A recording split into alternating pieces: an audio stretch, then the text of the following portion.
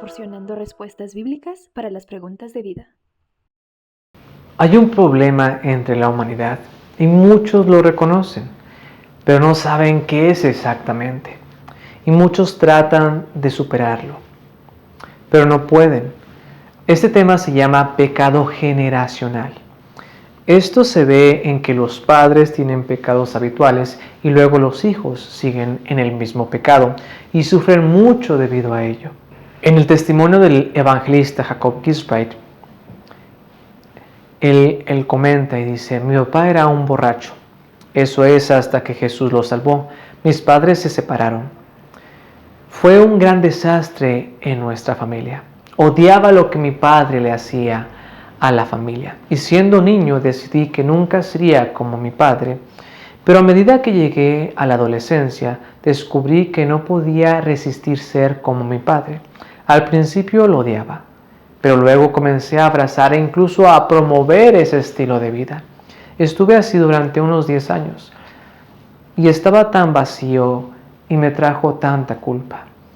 Pero no tenía idea de cómo escapar de ello. Recibí al Señor Jesús como mi Salvador y Él me libró de ese pecado. No sabía qué era, pero sabía que era más fuerte que yo. Dios en las Escrituras habla de esto. Dice Números 14:18, dice: Jehová tardo para la ira y grande en misericordia, que perdona la iniquidad y la rebelión, aunque de ninguna manera tendrá por inocente al culpable, que visita la maldad de los padres sobre los hijos hasta la tercera y cuarta generación. Hay muchos versículos donde Dios habla de los pecados de un individuo, incluso de las consecuencias del pecado pasado a la siguiente generación. Y dice que lo hará hasta la tercera y cuarta generación. Esto hace que parezca que Dios es malvado. Pero eso, o en ese caso, este es solo un lado de la historia. ¿Cuál es la lección? Dios quiere que tomemos en serio el pecado, sabiendo que no solo nos afectará a nosotros, sino también a toda nuestra descendencia, o solamente hasta la cuarta generación. A menudo nos enfocamos en aquellos que son víctimas de este pecado generacional, pero debemos considerar principalmente a quienes podrían estar causándolo. En este caso, nosotros mismos podemos ser eso. Otro aspecto que debe ser considerado antes de buscar condenar a Dios o enfocarnos en la injusticia de este tema es el otro lado de esa historia. En Deuteronomio 7:9 dice: Conoce pues que Jehová tu Dios es Dios, Dios fiel, que guarda el pacto y la misericordia a los que le aman y guarda sus mandamientos hasta 1000 generaciones. El pecado puede llegar a las próximas generaciones, tercera o cuarta, pero el amor de Dios inquebrantable alcanza hasta 1000 generaciones. Hay muchas más personas que experimentan el bien como fruto de sus antepasados que aquella que experimenta el mal. Dios también dice que no condenará a una persona por el pecado de sus padres. Deuteronomio 24:16 dice: los padres no morirán por los hijos, ni los hijos por los padres. Cada uno morirá por su pecado. Y si dijereis: ¿por qué el hijo no llevará el pecado de su padre? Porque el hijo hizo según el derecho y la justicia, guardó todos mis estatutos y los cumplió. De cierto vivirá. El alma que pecare, esa morirá. El hijo no llevará el pecado del padre, ni el padre llevará el pecado del hijo. La justicia del justo será sobre él, y la impiedad del impío será sobre él. Ezequiel 18, 19 y 20. Entonces recordar esto, porque el hijo hizo según el derecho y la justicia. Si el hijo hace según el derecho y la justicia, guardando todos los mandamientos de Dios y cumpliéndolos, se rompe este pecado generacional. Puede que seas una persona que esté sufriendo un pecado generacional y no eres capaz de librarte de él. ¿Cuál es la respuesta? Hay algunas cosas que son esenciales para ser librado y luego mantenerse libre de tal pecado. Número 1, la salvación. Este pecado generacional no es solo fuerte, porque el pecado mismo en sí es fuerte, sino porque está ligado a las personas por un pacto. Es el pacto que es inquebrantable. Todo lo que Dios hace con las personas, juzgar, salvar y bendecir, etc., está dentro de los límites de un pacto. No podemos librarnos del pecado generacional porque no se nos pasó como una simple práctica, sino que se nos pasó en un acto. Estamos obligados a él, a menos que se rompa el pacto. Dios envió a Jesús para romper todos los pactos que nos atan al pecado, ya sean hechos por él como el pecado generacional o por nosotros. Y luego hace uno nuevo que nos ata a Dios eternamente, a menos que nos arrepintamos. Pongamos nuestra fe en Jesús como nuestra única esperanza y salvación. Lo recibamos en nuestras vidas. Si no hacemos eso, no romperemos este pacto. Isaías capítulo 28 explica esto. Dice 28:15, dice: por cuanto habéis dicho, pacto tenemos hecho con la muerte, e hicimos convenio con el Seol. Cuando pase el turbión del azote, no llegará a nosotros, porque hemos puesto nuestro refugio en la mentira, y en la falsedad nos escondemos.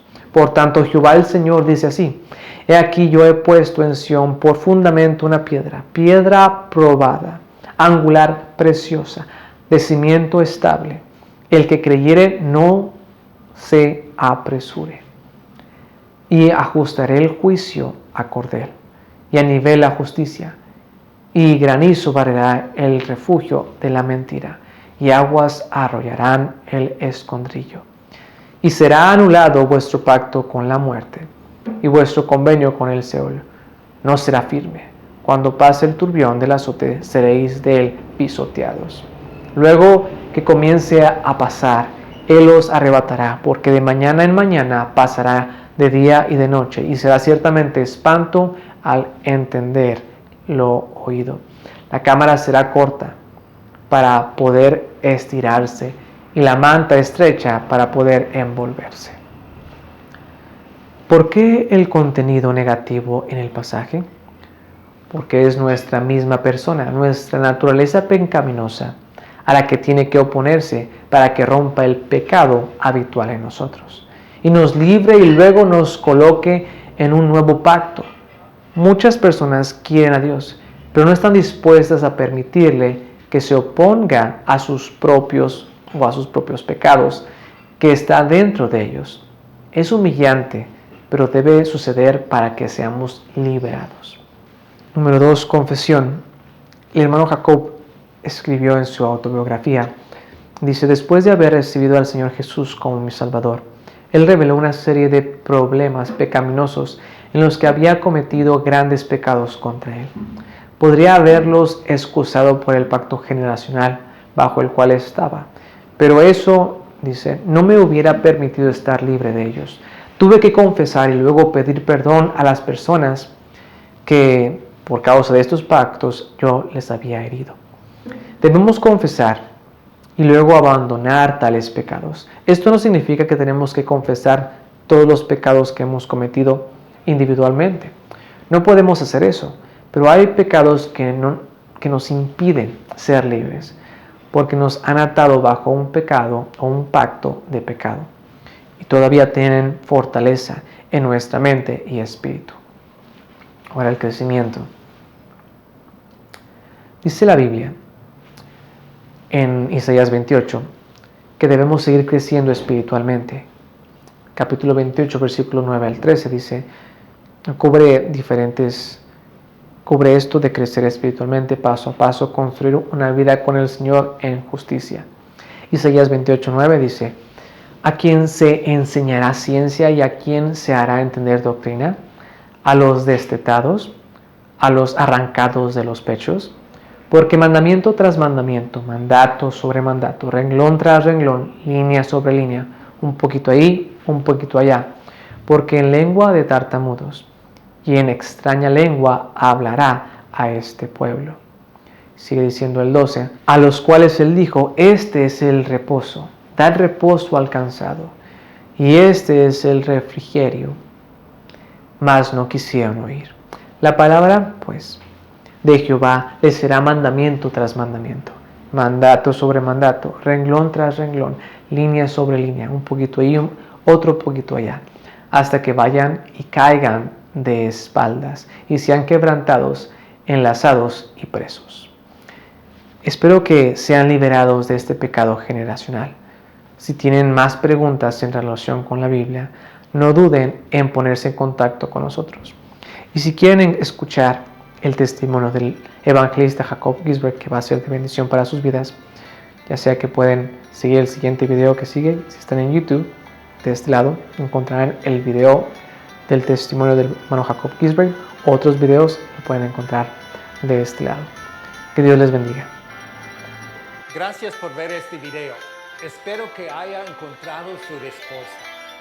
En este ministerio de respuestas nos enfocamos en proporcionar respuestas basadas en las escrituras para las preguntas de la vida. Si tiene más preguntas o una pregunta específica, envíanos otro mensaje y le enviaremos la respuesta que busca. Para obtener más información y más enseñanzas, consulte y siga los siguientes sitios y páginas web. Dios le bendiga.